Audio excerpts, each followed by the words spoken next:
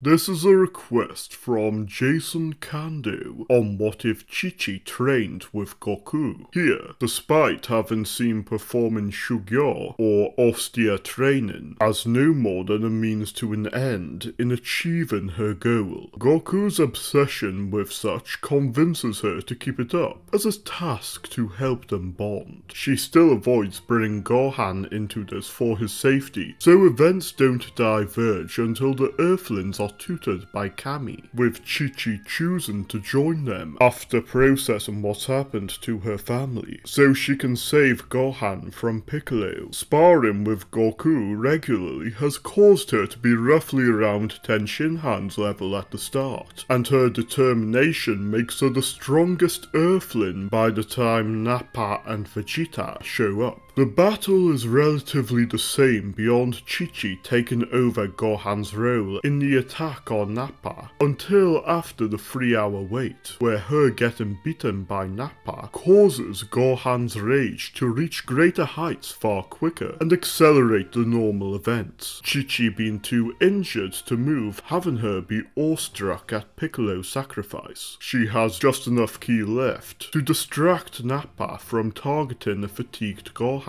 in time for Goku to arrive. It's when the group face Vegeta that Chi-Chi aids Gohan in fighting Vegeta, and the desperate situation has Vegeta put enough effort into incapacitating her that Gohan deals some more damage from his rage, to the extent the Genki Dama is enough to have Vegeta attempt to retreat and Goku approving of it as usual. Chi-Chi's new respect for Piccolo, and still wanting to protect Gohan, has her approve of him going to Namek, but with her joining them, she joins Kuririn and Dende as to do what she can to help Gohan and get her potential unlocked, with her being injured as much as Kuririn against Rikum, activating Gohan's rage by enough he can manage to defeat Rikum before Bata and Jis give him a broken neck just as Goku arrives. Events are relatively unchanged until the fight with second form Frieza, where Chi-Chi charges in as Frieza has his foot on Gohan's head, and Frieza punches right through her. This slight difference in timing is enough that Frieza can't avoid being cut in two by the Kianzan, before Gohan, whose rage is fully revitalized, finishes Frieza off with a Masenko, and Chi-Chi is healed by Dende. Earth's Dragon Balls are then used to revive the victims of Frieza's army, and, insulted by how Goku, Piccolo, and Gohan have far surpassed him, Vegeta leaves in one of the Ginyu Tokusentai's attack balls to conquer the rest of Frieza's territory, while preparing to surpass Goku. It isn't long after, though, that Cold Dior learns of his son's fate and starts by stopping Vegeta's ambitions before interrogating him about the events on Namek. He disposes of Vegeta and heads to Namek, looking to use the Dragon Balls to revive his son, or make himself immortal. The Namekians waste no time when sensing his ki approaching now, and several dozen of them fuse, easily dealing with him before he can cause any casualties. As usual, Goku succumbs to the heart virus, 17 and 18 are unleashed, and the Dragon Team, including Chi-Chi, are wiped out. Gohan, having nobody to place his hopes in, has him go to the past when Bulma finishes the time machine, back to when it normally would, with him having no need to hide his identity. He teaches his father and past self how to become a Super Saiyan,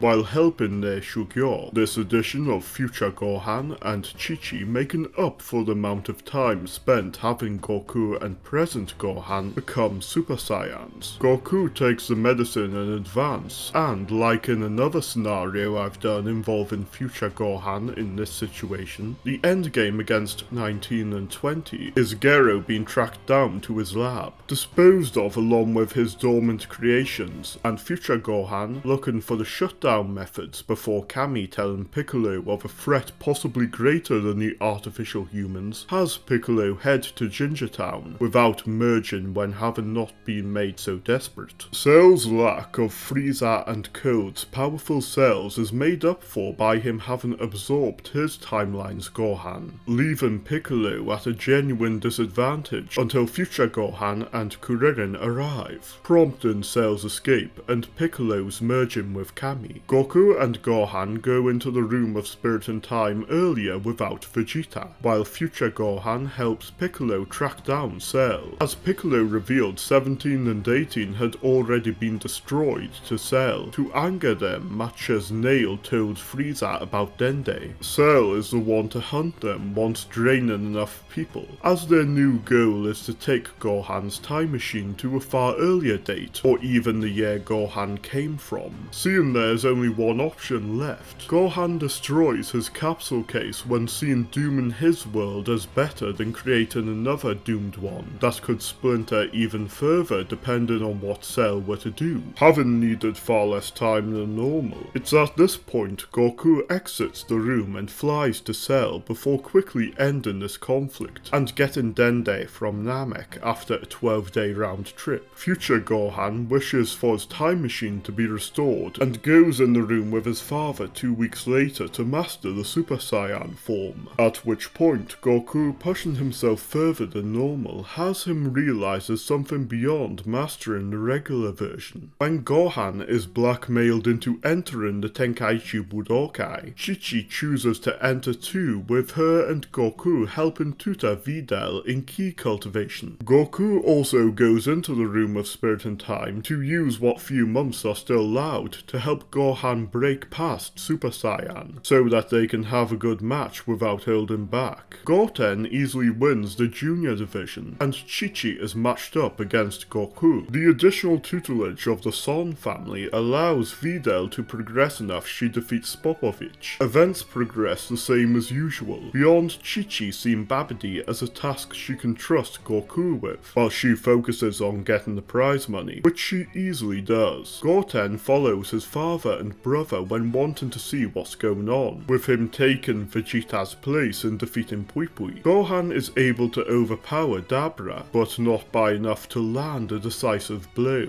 It's with similar arrogance to what such power provided him in the main series Cell game that Dabra gets the idea to have Babidi draw out this slight impurity and brainwash him, Gohan lacking the necessary mental fortitude to oppose it. Goku is forced to fight him, and enough damage is dealt to Goku that Majin Buu is revived. Gohan has a similar reaction to Buu as Dabra, with him getting just as injured as normally, Shin still saving him when knowing Gohan can fix things if he can only deal with Babidi. Goku questions why Buu takes orders from someone as weak as Babidi, and it's a shame someone so strong couldn't be a friendly rival, which has Buu mull things over while fulfilling Babidi's order to eliminate him. Chi-Chi arrives and soon joins Goku's fate, when the last one who can protect Goten, with the events distracting Babidi enough for Piccolo to assassinate him. Having seemed to have lost all his family, Goten snaps and unlocks Super Saiyan 2, on top of rage bolstering his ki further, to the point Buu is slightly excited to fight him, but it isn't enough to last long against Buu before he gets bored. Meanwhile, Kurama and Kuririn quickly get to work finding the Dragon Balls to revive who they can. This revives all the victims other than Goku, with Kibito taking Gohan to the Kaioshinkai, while Piccolo goes in the Room of Spirit and Time with Goten as their last hope to defeat Buu. Though Mr. Satan isn't deployed to take on Buu with his recent defeat, Buu's rampage is slow-paced, with him wondering how bored he'll be if he gets rid of all food resources or strong opponents. It's by the point of their time in the room ending that Goten, much as his fusion would, attains Super Saiyan 3 through his efforts and easily overpowers Buu, but his lack of experience has his ki run out before he can wipe out Buu. Rather than execute him though, Buu is amazed Goten was so strong and wants to fight him again, Piccolo understanding how Buu can be tamed if gaining a mindset like Goku's, and negotiates with Buu to not eat anyone if Goten fights him regularly. Gohan eventually gets his potential unleashed and acts as the one to keep Buu in check. Goku accepts his death when seeing how well his sons have progressed without him, with them viewing it as their duty to help pacify Buu and defend against any new threat, forming more of a bond with Buu. Piccolo teaches Buu how to perform a Bunrei to remove what evil plagues his heart, with his pure evil self being dealt with by Gohan. Being a natural Bunrei rather than a forced fission, Buu also keeps Daikaioshin's God Key. When the 26th Tenkaichi Budokai occurs, the Son family don't enter so Videl can support her family with the prize money after her father's downfall had him start living more humbly. Before or after that, Tarbell still comes to Earth, with the Son brothers dealing with Abor and Kador. For Super, only 5 pure-hearted Saiyans being alive means Beerus doesn't have the Super Saiyan God dream. Sorbet still comes to Earth for the Dragon Balls when viewing Namek as too high risk to invade, with Frieza learning Majin Buu was defeated, causing him to go through his 4-month preparation. Having sparred with Buu, who has gradually drawn out more of his God Ki, Gohan, Goten and Piccolo have improved enough that even Golden Frieza is quickly disposed of. As for future Gohan, having far greater power accelerates his Zetor Sword training, to the extent he gets his potential unleashed before going to stop Babidi. Zamasu isn't as determined to go ahead with the Zero Mortal plan, and eventually heeds Goasu's advice. None of the other events until Super Hero occur, where, with Cell Max being far weaker due to Hedor having less to go off in his design, Beast Gohan is able to defeat it, even when far weaker than normal, without battles such as those against Keflau. Though Xenor would eventually erase it, Universe 7 would stay protected for the foreseeable future. Regardless of Super, as Pan grows older, she starts to find Buu a more fun sparring partner when her father is too busy to tutor her on Ki. This causes Gohan to see the issue of Earth becoming too reliant on he and Goten, with him deciding to write about Ki cultivation in the book Groundbreaking Science, causing interest in learning Ki wildly increasing after the 28th Tenkaichi Budokai. For GT, the Shinden having become a popular spot to tutor more adept students, gives Pilaf the opportunity to make his wish, even if it'd only be for a short rule followed by deposition. Gohan, Buruma and Pan journey to space, with events going on a similar route to usual, beyond Gohan having to be prepared to take Buruma's life, when she becomes an easy target for possession by Baby on Pital, before he gets scared enough to flee. When Baby comes to Earth, he finds Goten to be suitable as a permanent host, and manages to overpower Gohan after his transformations, with Kibito saving Gohan from the Revenge Death Ball. Having never lost his tail in the Saiyan arc, Rodai Kaioshin merely has Gohan get healed up fully, and brought back to Earth immediately after Baby makes his wish, while Buu and Pan put up some resistance against Baby's loyalists. Viewing planet Sufru from Earth has Gohan become a Golden Ozaru, and then a Super Saiyan 4 thanks to Pan. For reasons elaborated on in a few other what-ifs, this makes Baby helpless, though the lack of Goku's Shunkan Idor to quickly gather Earth's population would cause many other than Piccolo to be sacrificed before being wished back with Namek's Dragon Balls, though Piccolo himself would refuse to return. Should the Dragon Balls ever get overused, Gohan would be more than enough to deal with them himself. As in Dragon Ball Online, Pan would found her own dojo, who would create the Majin species, and with perhaps Goku and Piccolo using their one-day return at some point for reunion with their loved ones, their successors would go on to assure Earth's martial artists go down the right path. It's through Chi-Chi adopting the principles that Dragon Ball's universe and narrative revolve around, that, despite difficulties in some areas, the main characters would end up forging an ideal path for themselves and Earth's safety, at least other than Super's long term. Thank you if having watched through this what if. Feel free to request your own or any type of Dragon Ball video, and subscribe to not miss it. Although this led to a good outcome. It's worth acknowledging how her standard characterization adds to the narrative and her individual role, which are covered in this older analysis of mine you may want to check out.